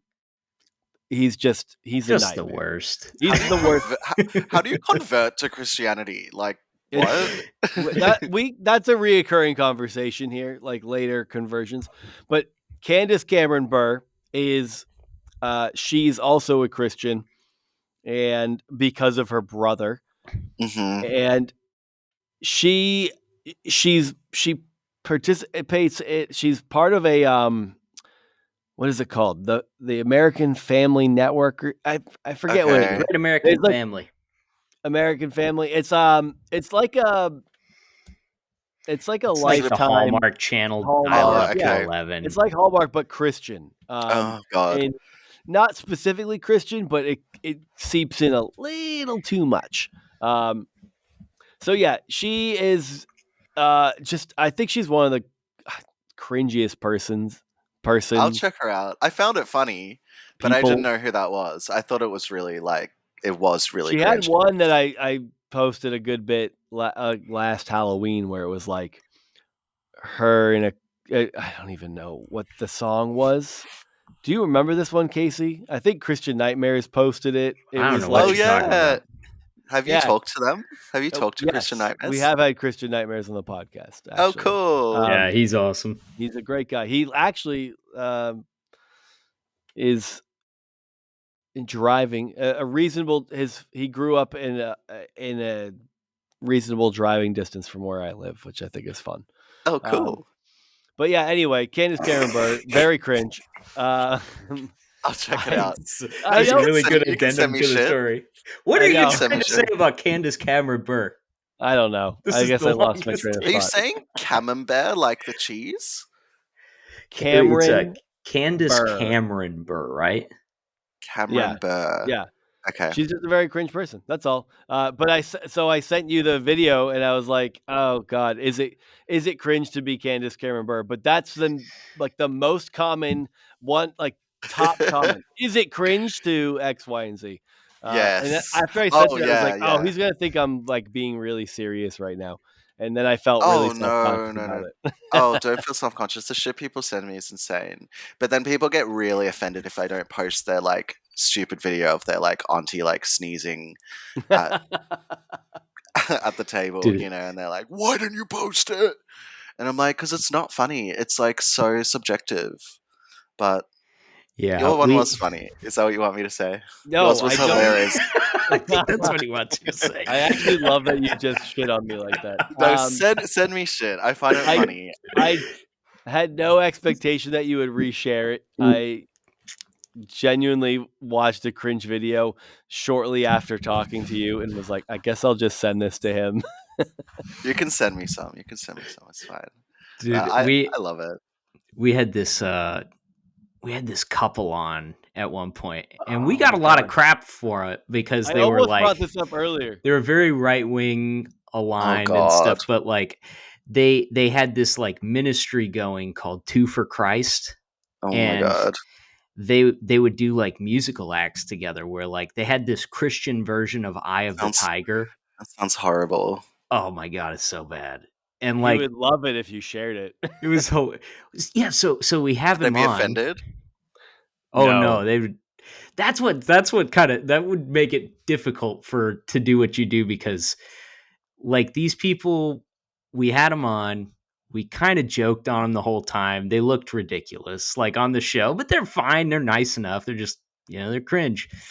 Um so then like after we had him on, he puts out this rap video about lifting for Christ and like getting muscly for Christ, and it sucks. It just is Christian rap terrible. is shit. I mean, we grew up like, yeah, we would listen to like exclusively Christian music. Oh my God, like Yeah, there we go. Veggie Tales and like all that nonsense. And Oh then I yeah. fell in love with Britney Spears, and that was controversial. And yeah, Yeah, she was a controversial figure at the time. Still is, A sort lot of of. pastors said a lot of real weird things about her. really, Oh like yeah. in sermons. Dude, it's crazy to go back and just watch like interviews with like talk shows and stuff from back then and the kind of like intrusive, Oh, awful for questions they would sure, ask for her. sure. Insane. They Yeah, did kind of similar things to Taylor Swift, I feel like. They would just ask her like these really rude questions about like, so who are you sleeping with these days? And no, it's probably a lot of people. And you're like, was she like Justin Bieber 17, got you it too. psycho? yeah. Justin Bieber was Yeah, like Justin 12 Bieber and too. he was getting like ridiculously horrific comments from people. Even like sexual, like sexual in nature. Oh, Like, for oh, sure. But if you were a that's little where older, ha ha ha that's ha. where I feel It's like, like a lot of God. society is kind of like built off of like pedophilia, like especially like media culture. And that's like one thing that like I definitely draw the line on with humor and like with my pages specifically is like like all we can do is like try and safeguard children, you know, like if Mm, there's one thing that we can fucking do, it's just try and protect children. And like, you know, especially with what happened to me, but just in general, like it's so disgusting, you know. And then yeah. like, you know, Yeah. like I feel like TikTok is sometimes basically pedophilia. Like it's very like barely legal looking girls wearing like absolutely nothing, like promoting their OnlyFans and stuff. And it's like, you know, people are attracted to this because they're attracted to this like youthful looking, unattainable female. And it's like, I feel like Justin Bieber, like that was like kind of pedophilia. Like, For sure. They're like these compilation videos of all these weird times that he was being interviewed, and it was like it really was things like, "Oh my god, if you were a couple years older," and, like, yeah, people, like, kinda, like, awkwardly putting their hands on his shoulder or, like, so asking him gross. sexually intrusive Like questions. Diddy, for instance. Yeah, it was really weird. Exactly. Casey, finish your, real The q baby your oil. 2 for Christ thing, because I know where you're going Oh with it. yeah. Yeah, so he puts out this awful rap song and then like Oh messages God. us and is like, "Hey, I know you Can you guys know share this? Christian Nightmares. Can you like Oh, send it to him and tell him to post it?" And I'm like, oh, I, did he I'll post it? no.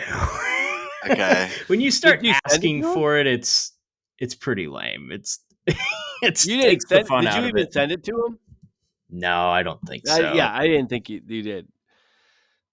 But Would it? Was it? that's the Christian equivalent of, like, it's because it's like he knows that Christian Nightmares would post things like he's doing based on the quality of it, but has no shame in it. Yeah, It's like kind of it it was kind of like an Inception moment where you're just like, "No, this is done. This isn't cute anymore. It's just annoying that you would do that."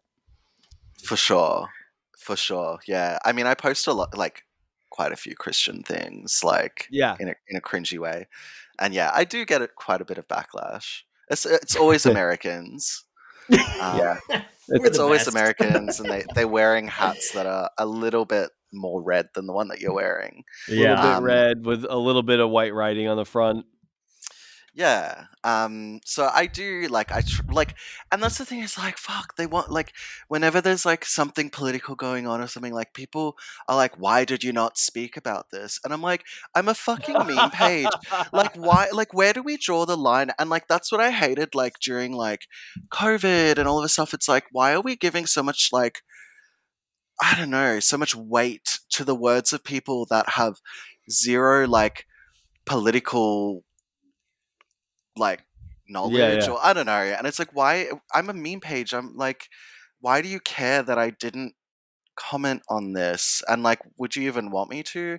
And then like, I It's post just stuff and control. they're like, oh, you're woke. You're obviously liberal. And I'm like, I'm not even from America. I don't care about your politics. I mean, I Right. guess You don't even to, fit into those binary. but You like, have a different binary. I guess like the American politics, like especially in like another Western country like Australia, like your politics do kind of affect us in a sense. Um, Mm. but I don't care about politics, and I don't want to like associate one way or another online. Yeah, it's just Yeah. annoying to have to feel like your humor has to be political. Like, Well, they make it political. Everything. You know, every single thing I post, it's like, oh, you can draw politics in it. Like, I've had some things absolutely blowing up on eh, my other page, my moist memes, and it's just moist memes. the most random shit.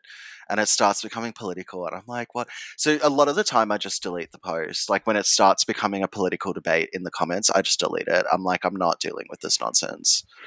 It does draw That's out the so wild. worst people alive. It's like, just shut up, keyboard warriors. I talk to enough of them in real life. Yeah.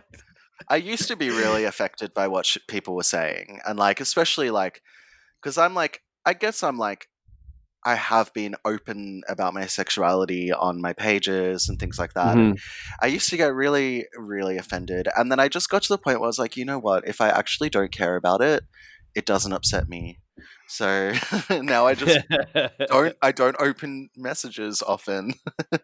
I was surprised. Like I was because I guess I knew that about you, but like I just kind of preparing for tonight, I was like, let's see what's out there. I went and looked You for like, douche. well, I'm yeah, sorry. I'm sorry. douche my search history. Yeah. But, Okay. Okay. but I just went looking at it. There was like, there is very little about you personally online, like very few interviews or anything like that. You're mysterious. You're kind of like the Stephen Paddock of indie pop. Oh, I try. I try. I mean, I get it. Like, I don't know. I think I really, for a long time, was getting my whole like identity from running meme pages, and like it became almost addictive in the sense that like I was so obsessed with like controlling people's perception of me. And then it got kind of like messy a few years back where like people that I didn't know were just spreading like the most nasty shit. And like it started affecting me in my real life. And I was kind of just like, oh my God, like, I can't be bothered with this anymore. So I kind of just pulled back a lot. Like, I feel like I used to be very, very vocal, like, especially on my stories. And like, I would talk about all my traumas and stuff. And I was like, I feel like having a profile online, like a big profile, it's so easy to become like a perpetual victim where like you're just complaining and like because everyone follows you because they like you, it's like they Mm. kind of just uh validate those validate your feelings without really questioning your thought patterns or anything like that. So I just Yeah, felt like for my own mental well-being, I needed to pull back and just stop being as open as I that's such an had insightful been. point, man. Yeah, I mean, I think there were times where, like, I'd call out people and stuff, and I'm like, "Fuck!" Like, when are the defamation suits coming? But I don't know.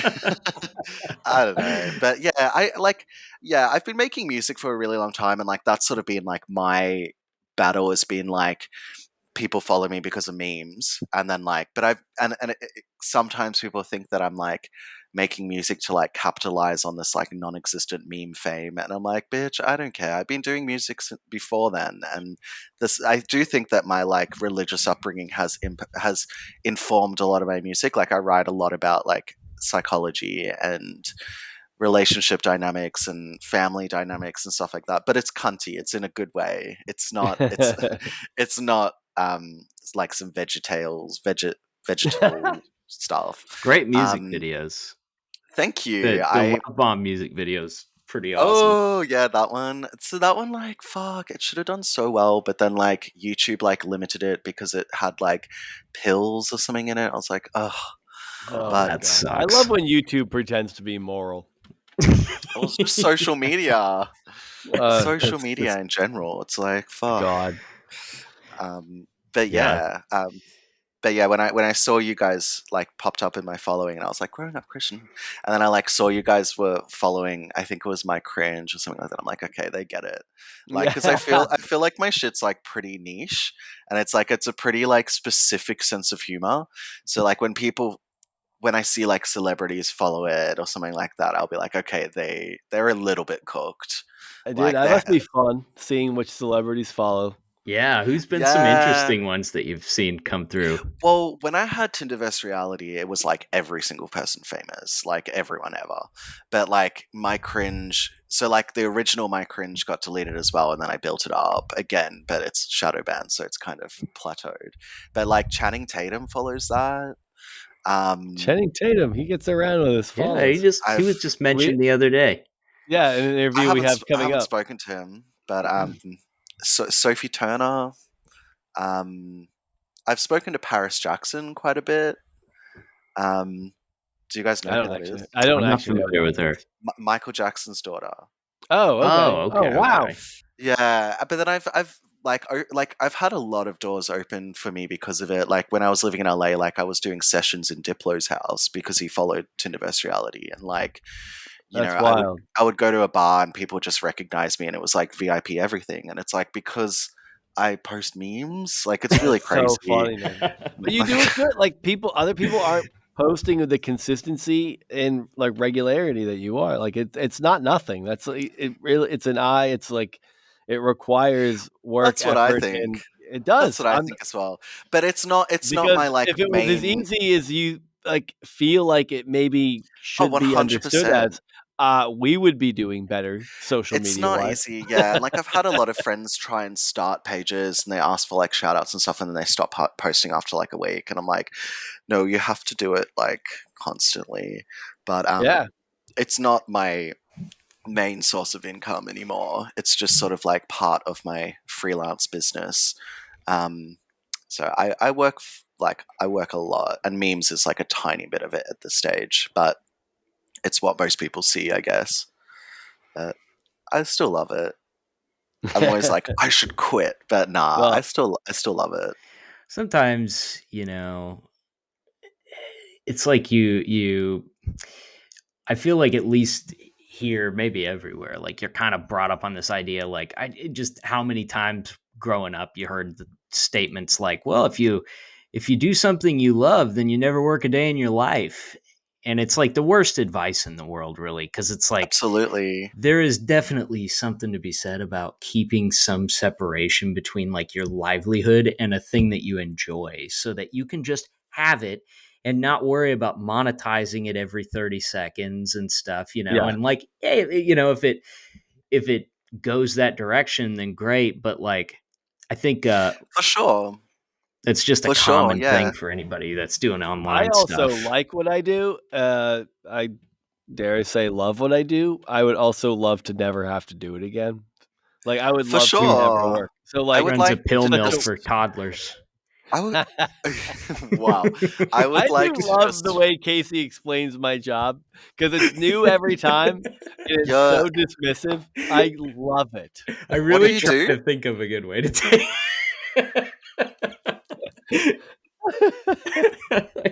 You work with Diddy? What? Yes. Yeah. Okay. He's an adjustment counselor, right? Yeah. Yeah. Which Oh is yeah, you said before. Yeah, yeah, yeah. So you've still got that Christian superiority about you. Like that what? I Yeah. can I can speak into your life. You've nailed Sam to the wall I several times do tonight. truly.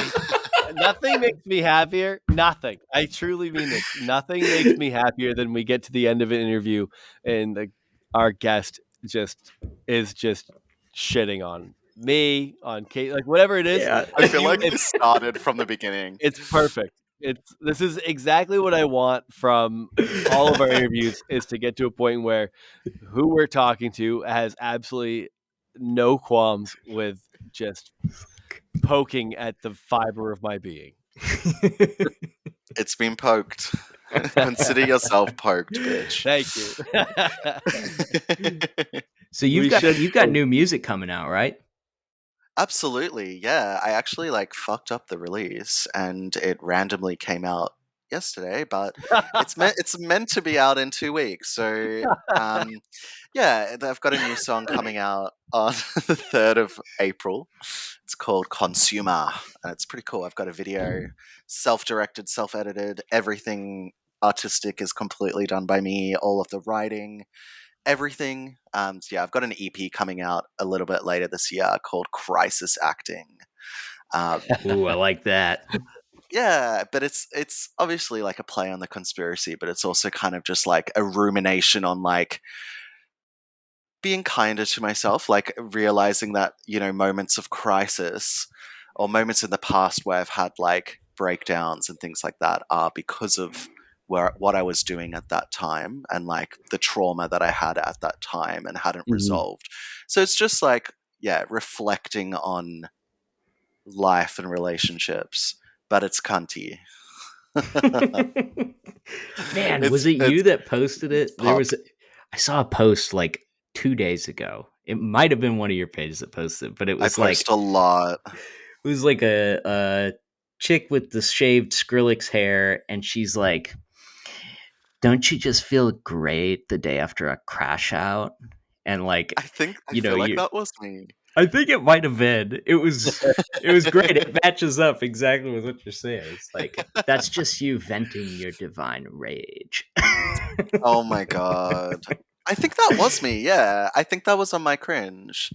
I'm pretty sure, but I don't know. But yeah, I've promoted my music a little bit on my meme pages, and people get really fucking mad about that. That's so Dude, I wild. hate how like people do that. death threats, Like, like you're a really. person. Like, I hate that the internet can't recognize that there are people behind these accounts that have stuff that they want to do. Like, dude, Well, like yeah, I would, if I had the 300,000 plus followers that you do, I would be starting shit and promoting like that. What for else? What, sure. of course, there's nothing wrong with it. I You mean, run the page; it's yeah, your thing. Why not just allow a shred of your own personal life and humanity to exist in that space? yeah. I mean, it was a conscious thing for me, like to include myself more because people are saying that I'm a bully and like I can dish it out, but I can't take it. I'm like, fine, fucking roast me. Here I Yeah, am, fucking roast me, and then they mad about me putting myself out there. I'm like, you really can't win. That's why I'm just like, no, you can't. I don't Yeah, give a you're right. fuck. Like, engagement is engagement. Here's my personal details. Kill me if you want. Dox my family. Aren't It's you Send already me been death threats. you it's worried already somebody will been done. break into your house just to get at your like amazing shirt collection?